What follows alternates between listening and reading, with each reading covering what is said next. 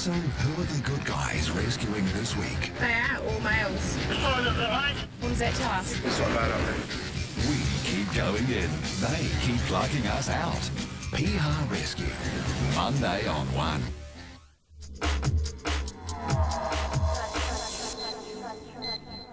Welcome back, I'm Janet McIntyre.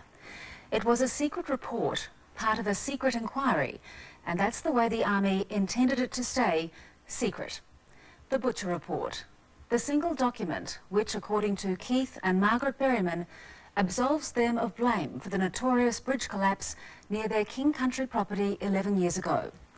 The New Zealand Defence Force fought hard to keep the document secret, marching to the High Court to block TVNZ, and in particular this program.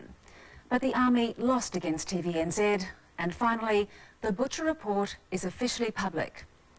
The Army has consistently declined to speak to Sunday, but tonight, for the first time, the author of the report, George Butcher, retired Lieutenant Colonel, speaks publicly about who really was to blame. Your name has been brought into disrepute. That's correct. How do you feel about that? I'm very unhappy about that, of course. He's the sort of man who doesn't shrink from the enemy. But until now, engineer George Butcher has had to keep silent, bound by the confidentiality of his report, while his integrity has come under attack. That I reneged on my report and that I told lies. That makes me pretty unhappy. Do you stand by everything you've said? I stand by everything I've said, yes. Everything he said in evidence back in 1994. In a single moment, a bridge would collapse, a man would be dead, and other people's lives would be irrevocably changed. One moment would set in train a battle that would endure more than a decade.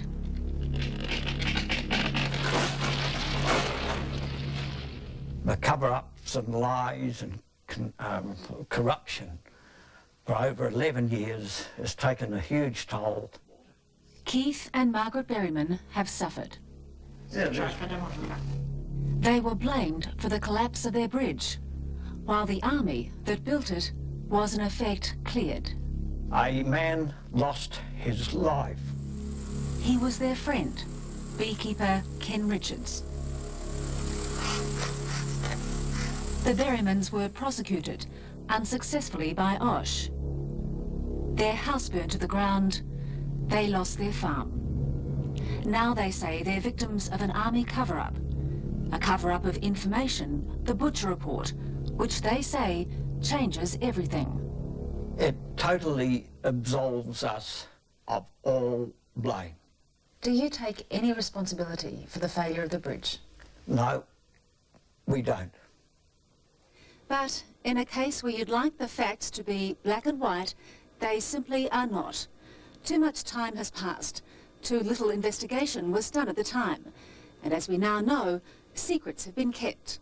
Sunday has learned the Butcher Report was not the only secret. In the course of fighting to broadcast this story, we've discovered other information relating to this case. New information which, until now, has been shrouded in the smoke of the battle. It was a win-win deal back in 1986. At the Berrymans' request, Army engineers got to build a bridge. The Berrymans got to keep it. They paid for and supplied all the materials, but money was tight. Cost was an issue for you though, wasn't it? To a degree. Margaret Berryman had written to the Army saying, "We're anxious to make our dollars stretch as far as possible." They downgraded their original plans to build the bridge with tannalized pine, choosing instead untreated second-hand Oregon, timber that perishes in the damp. We believe that we had procured the best material for the bridge. But you knew it wasn't as good as the wood you originally wanted. We couldn't get that. Now, if you can't get a product, it's as simple as that. You can't get it. There must have been better timbers available than what was used. Well, we weren't told. We weren't told that by the Army. That timber, the untreated Oregon, was used to build the key supporting beams under the bridge, the transoms. But instead of using a solid piece of wood, Keith Berryman suggested making the transoms out of two pieces of timber, joined together. The bridge designer, Lieutenant Armstrong, ticked it off. We discussed it with John Armstrong and said, would this do the job if we bolted these two transoms together? Did you suggest it?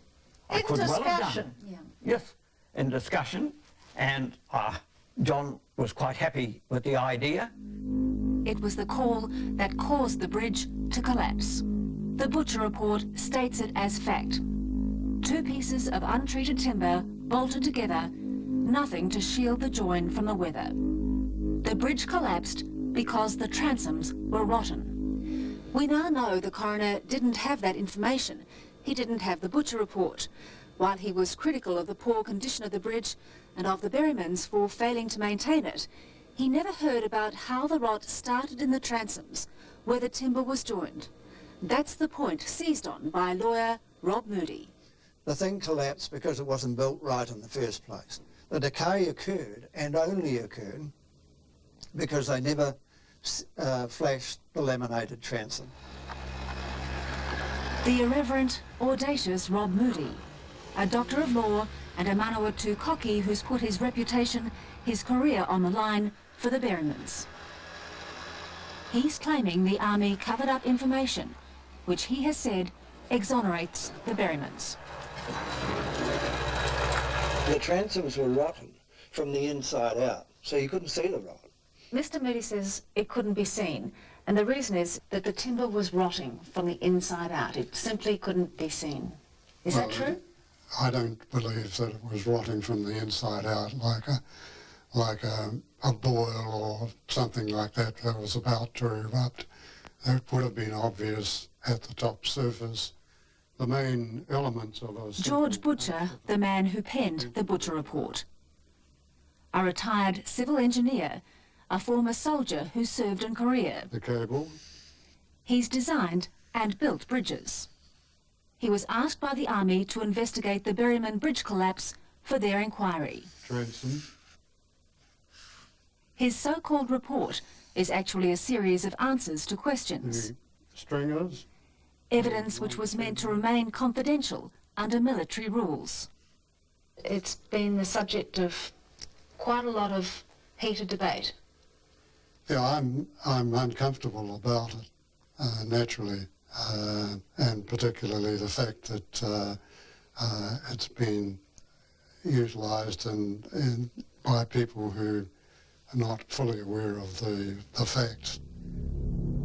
And the facts, as George Butcher sees them, are not very helpful to the Berryman case. The rot on the bridge was clearly visible and should have been addressed. Well, it was only a matter of looking over the side of the bridge where the transoms extended out to the hangars to see the decay occurring at that interface. So you're saying that would have been obvious? That would have been obvious. Did you actually see rot on the transoms? No. Are you sure? Yes. Mr. Butcher says he believes the rot would have been visible if you just looked over the edge to the transom. We frequently looked over and we couldn't see it. We could never see it. But then we're not experts to know really what the signs of rot would be. The same report which supposedly absolves the Berrymans criticises them for not recognising the importance of inspection and maintenance. Nobody ever told us how often it should be inspected. Or what the maintenance program was. But the maintenance of the bridge was the Berrymans' responsibility. Keith Berryman agreed to that in writing. He signed this document with the Army stating he understood the life of the bridge would be limited by maintenance of its components. Yes, but again, you don't expect a permanent structure to give way and in 8 years. But you did sign it. But on the other hand... Yes, but what right did I have to sign it? Well, as the What was my position? Keith Berryman says the document is worthless because technically he was not the owner of the bridge and it was built on council land. But the fact remains, it was a legally binding document for the Berrymans. The thing is, they did take full responsibility They for took responsibility for the maintenance, but they could not, by that document, have taken responsibility for construction and design errors. Keith Berryman stated this: "I hold neither the New Zealand Army nor any unit of the New Zealand Army responsible in any way for the performance of the suspension bridge on the Te Rata property." Were you pressured into signing that document? No. No. We never envisaged that an accident would occur that did occur on the bridge. But there is evidence the Berrymans had concerns about the bridge. In an affidavit sworn by George Butcher last year, he said he'd visited the Berrymans at their farm after the collapse, and Keith Berryman admitted to him the transoms had been in poor condition. He said there was growth on the surface of the transoms. He mentioned that there was rot beside in the transom where the posts of the handrail were bolted to the side of the transom. So he admitted to you he'd seen rot? He told me that he had seen rot. We also discussed the fact that he'd already taken steps before the accident because he was worried about the state of the bridge and had taken steps to replace or install steel transoms. The notes George Butcher took during that meeting record that Keith Berryman said he had approached a supplier. I can recall Mr. Berryman saying to me quite clearly the job got to the bottom of their end tray. I am not aware, I have no recollection whatsoever of making that statement to Mr. Butcher. It is quite correct from day one.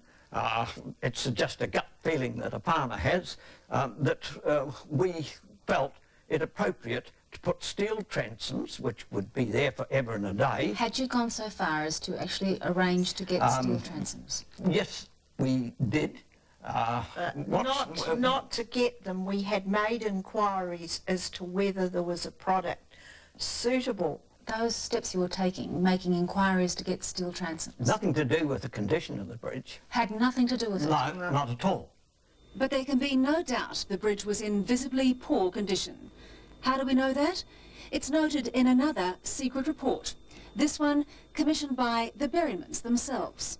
It's an engineer's investigation into why the bridge failed and what it would take to repair it.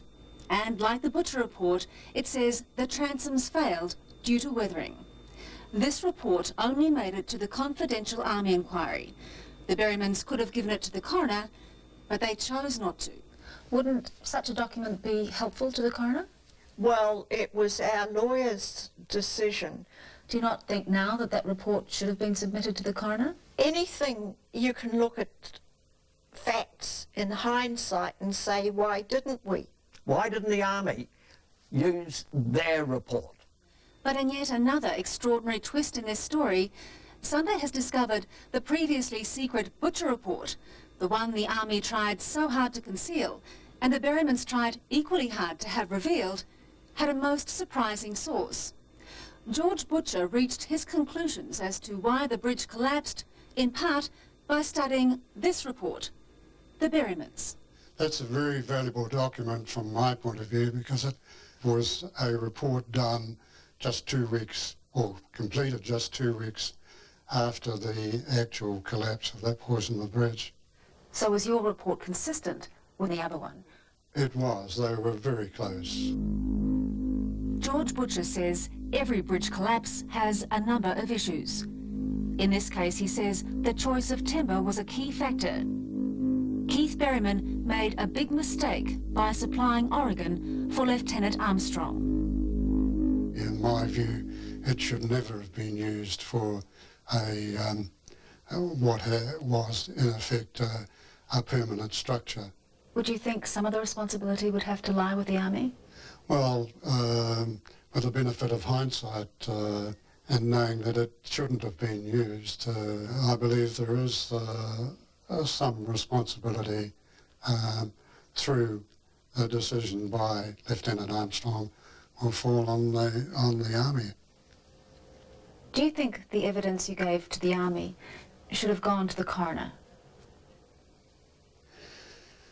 I think that that the coroner should have had the benefit of advice from an independent engineer.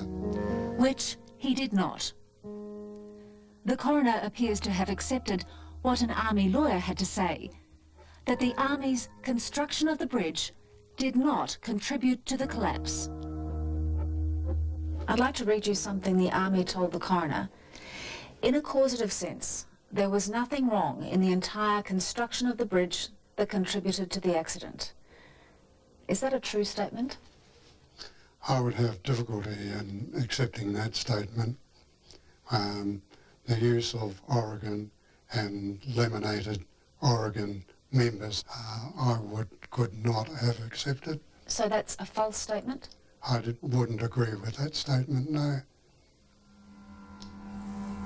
In a search for facts and accountability into the death of Ken Richards, there's been an OSH prosecution, an Army inquiry, an inquest, a select committee hearing, and over the past months, a fight in the High Court to reveal a single document. 11 years on, the Berrymans feel there is still no resolution. Would you have been satisfied if the coroner apportioned the blame? It would have been a lot more palatable.